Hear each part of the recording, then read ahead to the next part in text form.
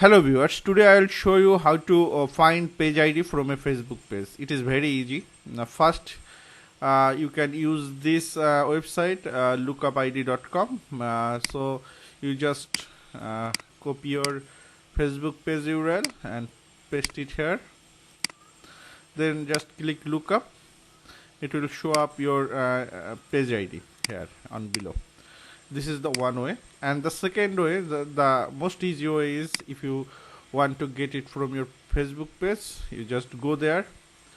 You just open your Facebook page, then you just click on more, then you can click on about, then go below, and after below URL you will get your page ID. You see that here is your page ID. So you can easily get it from here.